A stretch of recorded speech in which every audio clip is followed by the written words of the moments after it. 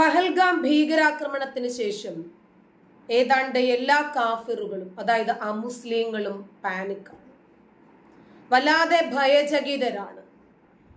കേരളമല്ലാത്ത സംസ്ഥാനങ്ങളിലേക്ക് യാത്ര ചെയ്യുമ്പോൾ ഏതെങ്കിലും രൂപത്തിൽ മുസ്ലിം ഭീകരരാൽ തങ്ങൾ ആക്രമിക്കപ്പെടുമോ, തങ്ങൾക്കിനിയും ഇവിടെ നിലനിൽക്കാൻ പറ്റുമോ? അതുകൊണ്ട് ക്രിസ്ത്യാനികളും ഹിന്ദുക്കളും ചില ശക്തമായ തീരുമാനങ്ങൾ അങ്ങ് എടുത്തു. ക്രിസ്ത്യാനികൾ അന്ന് തന്നെ എടുത്തു. ക്ലബ് ഹൗസിലൂടെ കലിമ പഠിപ്പിക്കാൻ തുടങ്ങി. ഇനി മുതൽ ഷഹാദത്ത് കലിമ എന്താണ് എന്ന് കൃത്യമായി അർത്ഥമറിഞ്ഞ് ഒരു മുസ്ലിം പറയുന്നത് പോലെ തന്നെ ഉച്ചാരണ ശുദ്ധിയോടുകൂടി പറയട്ടെ, എന്നാലേ ഈ കാഫിറുകൾക്ക് ഇവിടെ ജീവിച്ചു പോകാൻ പറ്റൂ എന്നുള്ള ആശയം അവർക്കുണ്ടായി. അതുകൊണ്ട് അവര് യൂട്യൂബിലൂടെയും ഇൻസ്റ്റഗ്രാമിലൂടെയും പ്രത്യേകിച്ച് ക്ലബ് ഹൗസ് ഇടങ്ങളിലൂടെയും എന്താണ് കലിമ എന്ന് പഠിപ്പിക്കാൻ തുടങ്ങി. ഇപ്പോഴിതാ വത്സൻ തില്ലങ്കേരിയുടെ അധ്യക്ഷതയിൽ അവരും തുടങ്ങിയിരിക്കുന്നു കലിമ പഠിപ്പിക്കാൻ. വിശ്വാസമുണ്ടോ ഇല്ലേ എന്നത് രണ്ടാമത്. ആദ്യം യുക്തിക്ക് പ്രാധാന്യം കൊടുത്ത് ജീവൻ നിലനിർത്തണമല്ലോ.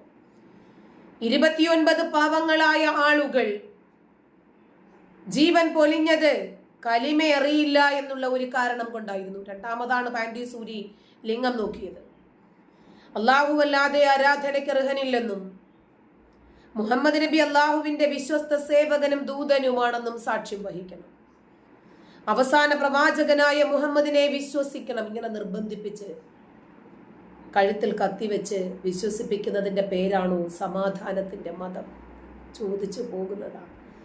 ഇത്തരം ചില സന്ദർഭങ്ങളിലെങ്കിലും മുസ്ലിങ്ങളെ വല്ലാതെ വെറുത്തു പോകുന്ന ഇസ്ലാമിക ഭീകരതയോട് വല്ലാത്ത ഭയം തോന്നുന്ന ചില സന്ദർഭങ്ങൾ ഉണ്ടാകാറുണ്ട് നമ്മുടെ ജീവിതത്തിൽ. എന്താണ് വത്സൻ തില്ലങ്കേരിക്ക് ഈ വിഷയത്തിൽ പറയാനുള്ളത് എന്ന് കൂടി നോക്കണം. 85% ഹിന്ദുക്കൾ ഇപ്പോഴും ഇവിടെ ഉണ്ട്. പക്ഷെ ഈ നാട്ടിലേക്ക് വന്നിട്ട് 5-6 ആളുകൾ പറയുകയാണ്, ആൾക്കൂട്ടത്തിനിടെ എന്നിട്ട് നിന്റെ പേരെന്താണ്, നീ മാറി നിൽക്ക്, നിന്റെ പേരെന്താണ്, നിന്റെ പേരെന്താണ്, നീ അങ്ങോട്ട് മാറി നിൽക്കും. ഇങ്ങോട്ട് മാറി നിൽക്കുന്നവൻ ഹിന്ദു പേരുള്ളവനാണെങ്കിൽ അവന് കലിമ ചൊല്ലാൻ അറിയില്ലെങ്കിൽ, കലിമ ചൊല്ലാൻ അറിയാത്തവൻ ഈ ഭാരതത്തിൽ ജീവിക്കാൻ പാടില്ല എന്നാണ്. കലിമ എന്ന് പറയുന്ന ലാ ഇലാഹ ഇല്ലല്ലാഹ് മുഹമ്മദ് റസൂലുള്ളാഹ് എന്നുള്ളതാണ്. അത് ചൊല്ലുക എന്ന് പറഞ്ഞാൽ ഒരു മുസ്ലിമായി എന്നാണ്. അത് ചൊല്ലാൻ അറിയാത്തവർ ഭൂമിയിൽ നിൽക്കാൻ പാടില്ല, ഭൂമിയിൽ നിൽക്കാൻ പാടില്ല, ഈ നാട്ടിൽ ജീവിക്കാൻ പാടില്ല എന്നല്ല, ഈ നിമിഷം നീ ഇവിടെ ഇല്ലാതാവണം എന്നാണ്.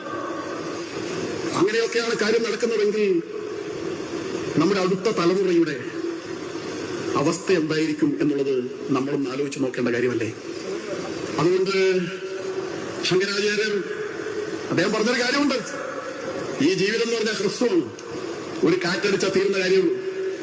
അതുകൊണ്ട് നമ്മൾ അധികം ഭയപ്പെട്ടിട്ട് കാര്യമൊന്നുമില്ല. എല്ലാവരും മരിക്കേണ്ടത് തന്നെയാണ്. ചിലപ്പോൾ വണ്ടി ഇടിച്ച് മരിക്കും, അല്ലെങ്കിൽ ദൗർഭാഗ്യം വന്ന ആളുകൾ ഒരു നാഷണൽ പെർമിറ്റ് ലോറി ചെയ്യാൻ മരിക്കും, പലതരത്തിൽ മരിക്കും.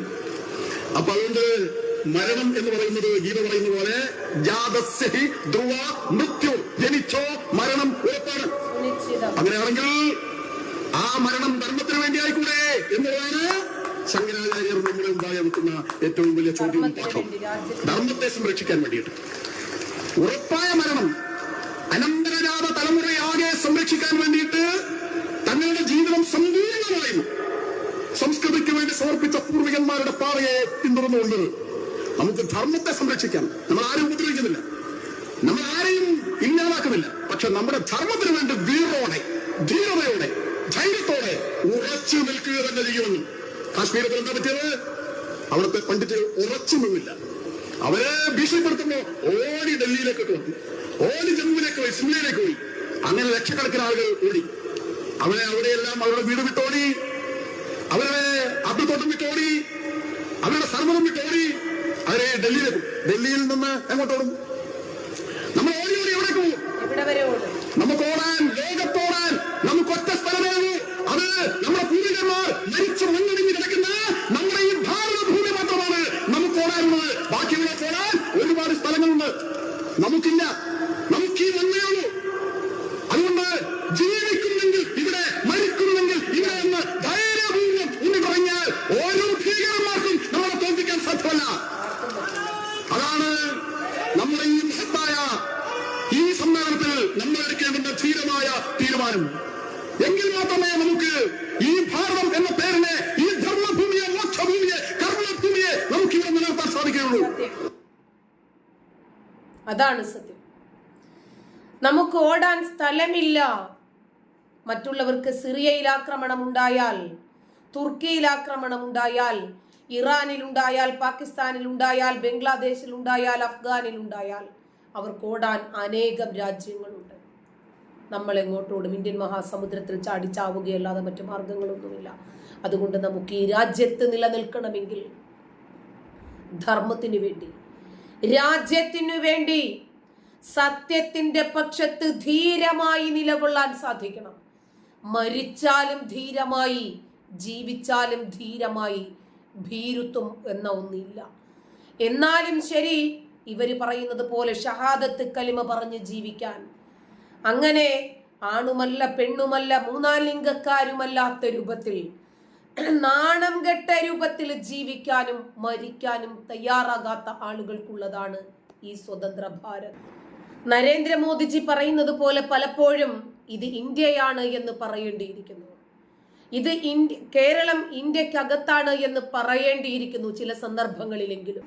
പ്രവാചകനായ മുഹമ്മദ് നബിയെ വളരെ മോശമായി ചിത്രീകരിക്കുന്ന കാർട്ടൂണും കുറിപ്പും ഫേസ്ബുക്കിൽ പങ്കുവച്ചു എന്ന് പറഞ്ഞ് നാദാപുരത്ത് അരൂർ പെരുമുണ്ടച്ചേരി കുയ്യാലിൽ സുധീഷ് എന്ന വ്യക്തിക്കെതിരെ നാദാപുരം പോലീസിൽ പരാതി നൽകി കേസെടുത്തത് നമ്മൾ കണ്ടില്ലേ.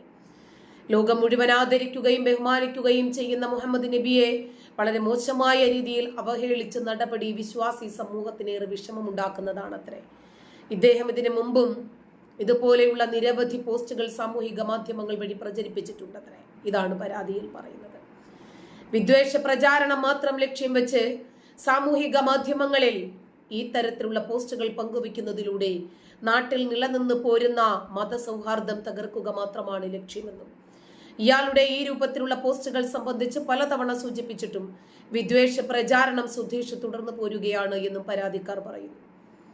നാട്ടിൽ കലാപത്തിന് കോപ്പുകൂട്ടുന്ന സുധീഷിനെ പോലെയുള്ളവർക്ക് തക്കതായ ശിക്ഷ നൽകി നിയമത്തിന് മുന്നിൽ കൊണ്ടുവന്നിട്ടില്ലെങ്കിൽ നാട്ടിലെ സമാധാന അന്തരീക്ഷം തകരുമെന്നാണ് പരാതിക്കാർ സൂചിപ്പിക്കുന്നത്. അല്ല, ഈ സമാധാനവും നബിനിന്ദയും മനുഷ്യാവകാശവും ഒക്കെ ഒരു മതവിഭാഗത്തിന് മാത്രം അട്ടിപ്പേറവകാശം ആരു കൊടുത്തതാ? ബൈബിള് കത്തിച്ച മുഹമ്മദ് മുസ്തഫയ്ക്കെതിരെ എന്തേ മതവികാരം ഇളകാത്തത്? ഗുരുവായൂരിൽ തുളസിത്തറയിൽ തുണി പൊക്കി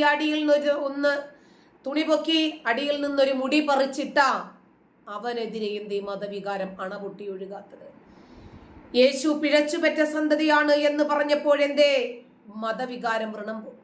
മതവികാരം അണപൊട്ടി ഒഴുകാത്തത്? നിങ്ങൾ ക്ഷേത്രത്തിന് പണം കൊടുക്കുന്നത് വേശ്യാലയത്തിന് കൊടുക്കുന്നത് പോലെയാണ് എന്ന് പറഞ്ഞപ്പോൾ എന്തുകൊണ്ട് മതവികാരം വ്രണപ്പെട്ടില്ല? ഒരു പ്രത്യേക മതവിഭാഗത്തിന് മാത്രമാണോ ഈ വ്രണപ്പെടൽ ഉള്ളത്? അല്ല, ആര് സ്പർദ്ധയുണ്ടാക്കിയാലും സ്പർദ്ധയുണ്ടാകും, ആര് കലാപത്തിന് കോപ്പുകൂട്ടിയാലും കലാപം ഉണ്ടാകും. ഒരു മതവിഭാഗത്തിന് വേണ്ടിയിട്ട് മാത്രം പെട്ടെന്ന് അവരുടെ ദുർബലമായ മതവികാരങ്ങൾ സംരക്ഷിക്കപ്പെടുന്നതിന് വേണ്ടി മറ്റുള്ളവരുടെ ജനാധിപത്യ അവകാശങ്ങൾക്കൊന്നും തടയിടാൻ പറ്റില്ല. ഇവിടെ ഫ്രീഡം ഓഫ് സ്പീച്ച് എല്ലാവർക്കും ഒരുപോലെയാണ്. എല്ലാവർക്കും അവനവന് ശരിയെന്ന് തോന്നുന്ന ആശയം ഉറക്കെ പറയാൻ, അവരുടെ അഭിപ്രായങ്ങൾ രേഖപ്പെടുത്താനുള്ള സ്വാതന്ത്ര്യമുള്ള രാജ്യത്താണ് നമ്മൾ ജീവിക്കുന്നത്. പ്രത്യേകിച്ച് ഒരു മതവിഭാഗത്തിന്റെ മാത്രം വികാരം സംരക്ഷിക്കുകയും മറ്റുള്ളവരുടെ മതസ്വാതന്ത്ര്യത്തെ, വിമർശന സ്വാതന്ത്ര്യത്തെ, ജനാധിപത്യ അവകാശങ്ങളെ തടയിടാനൊന്നും സാധിക്കില്ല. ഇവിടെ എല്ലാവർക്കും ഒരുപോലെയാണ് എന്ന് ഓർക്കുന്നത് നന്ദി.